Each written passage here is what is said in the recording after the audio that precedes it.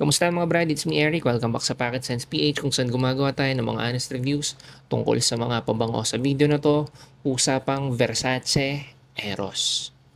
OG, EDP, Parfum, Flame, Energy. Wala ako nung na-gym kaya hindi ko na isasama dito kasi hindi ko naman yun nagamit eh. Hindi ko nga maalala kung na-sniff ko na ba siya. Pero wala ako nun kaya hindi siya kasama. Versace Eros, isa sa pinaka-popular na scent DNA sa buong mundo. Sa buong mundo.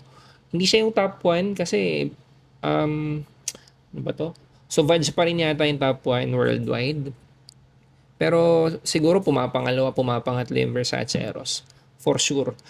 Sa Pilipinas, sobrang dami kang maaamoy na ganito kasi bukod sa Sauvage, itong Eros, ang isa sa pinaka-ginagaya na scent DNA ng yung mga oil-based na yung mga makikita nyo sa kung saan-saan. Aficionado, Ian Darcy, Prescripto, tsaka yung ibang mga local na gumagawa ng inspired by na perfumes. Matamis. Actually, nag-open siya na parang fresh eh. Minty vibe. May green apple sa opening. Pero more on vanilla. After ilang minuto, lalabas na yung malinamnam tsaka matamis na amoy na mas bagay sa malamig na panahon. Magtataka ka nga, 'di ba? Pag sinasabi, matamis yan eh, bakit ginagamit mo sa mainit? Eh, bakit sobrang sikat na aero sa Pilipinas kung mainit sa Pilipinas? Bakit maraming gumagamit ng aero sa Pilipinas kung dapat hindi siya bagay sa mainit na weather? Kasi yung amoy nito gusto ng mga babae. Sino ba yung ayaw ma-compliment ng babae kung lalaki ka? Tingin ko yun lang yung pinaka-logical na sagot. For some, sobrang tamis netong OG.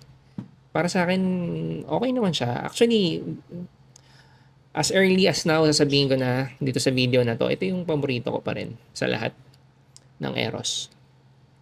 Performance, wala akong problema. Sa lahat ng Versace, ito sa tatlong Eros na to, na magkakakulay, ito yung loudest for me. May strongest projection. Next. EDP. Para lang siyang EDP. Bawasan mo lang ng konti yung tamis.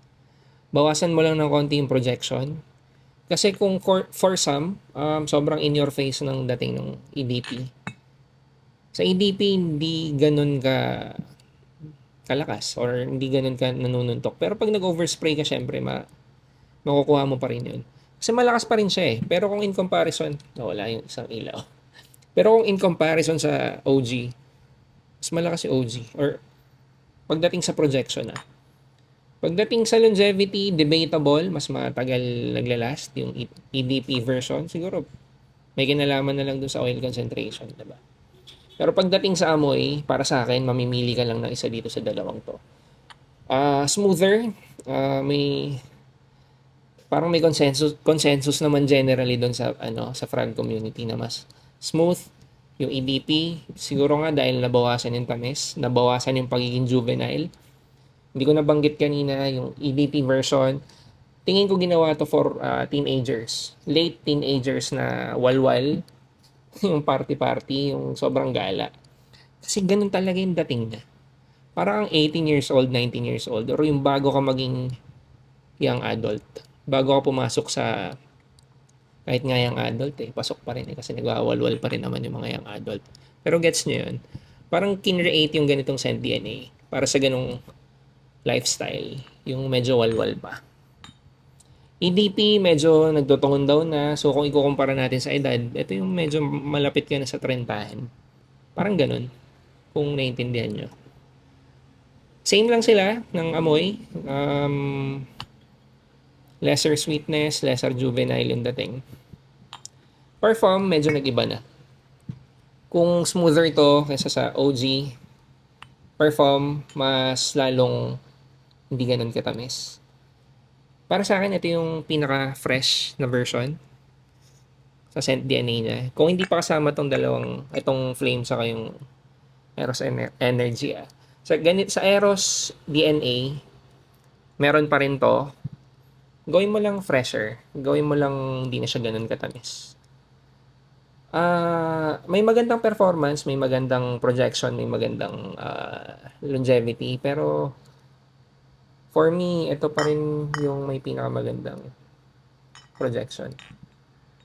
So, sino gagamit ng perform or kailan mo gagamitin ng perform over dito? Siguro kung gusto mo ng fresher version. Yun.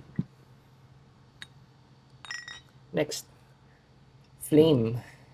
Para sa akin, yung flame ginawa pang Pilipinas na weather. Feeling ko kasi sobrang sikat talaga ng Eros line. Pero 'di ba, kapag nag-deep dive ka, parang hindi nga siya bagay sa weather ng Pilipinas kasi kapag mainit, ang lakas ng tendency na makakloy. Ngayon, pumasok yung flame na mix siya ng swabing citrus na nandun pa rin yung ah ano to? Yung kinagigiliwan ng mga babae na amoy dito. Yung malinamnam sa matamis na scent. Yung core na scent DNA ng Eros. Nandun pa rin. Pero, sinisimulan niya ng, ano nga to, mandarin. Mandarin, orange. One word lang ba yun, mandarin, orange? Naalala ko may orange siya. Na ang fresh, ang refreshing lang ng dating sa umpisa. Na hindi mo iisipin, siguro kung first time mo in-spray to, hindi mo siya iisipin na ganito siya. Pero after ilang minuto, lumalabas na, Eros ka nga. Kaya tingin ko, well, nung nagsimula ako, alam ko Eros. Hindi ako ganun ka-familiar sa Eros Flame. Mga 2020 siguro yon. Tapos meron ako isang schoolmate nung college na nagulat ako, nasa Frag community na siya. Mukhang matagal na siya sa Fragcom. Sa chat ko, sabi niya, try mo yung Eros Flame, try mo Eros Flame. Sinubukan ko. Nung una, parang hindi ako ganun ka-happy eh. Kasi nga, hindi ko nakuha agad unang spray. So, after ilang minuto, okay. So, nagets ko na. Fresh sa umpisa, more on citrus, tapos, tsaka lang lumalabas. Tapos may pagka-powdery nga yung dating.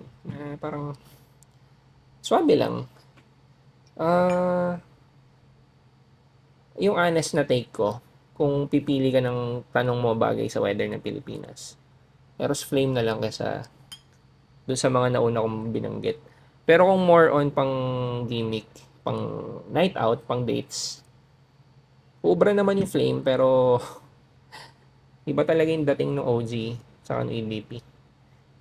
Yung tamis sa yung linamnam nila, may power talaga para kumbaga seductive, ganun. Nangaakit talaga sila. Wala na naman yung ilaw. May ganung dating pa rin naman yung Flame pero not as powerful nung sa OG, sa ADT, tsaka sa ADP. Last. Eros Energy. Ito yung Eros na parang wala na kinalaman dito sa ibang Eros eh. Bakit hindi ba yung pangalan niya, di ba? Kasi wala na talaga yung amoy na itong OG Eros dito. More on citrus S na swabe. Dito ko yung spray. Ang nare-recall ko sa kanya, pwede ko ikumpara sa CD Nim without the harshness. Parang Aventus, parang Explorer.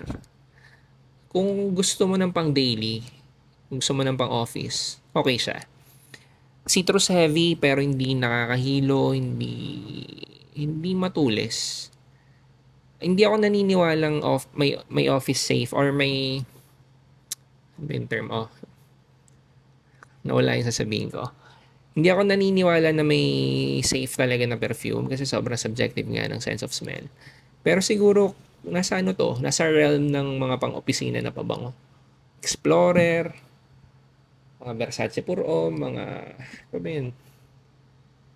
Mga ganong klaseng pabango na pinapang-opisina. Siguro kung may something na gusto kong purihin sa kanya, ang swabe nung combination ng citruses. Pwede ko siya ikumpara nga sa Explorer pero may better siyang performance. Ang hina kasi talaga nung Explorer for me. So, yun. Yun lang. Dito ko napuputulin. Kung may tanong kayo sa linya ng Eros, lagay nyo na lang sa comment section para magawa ko na lang siguro ng panibagong video. Thank you.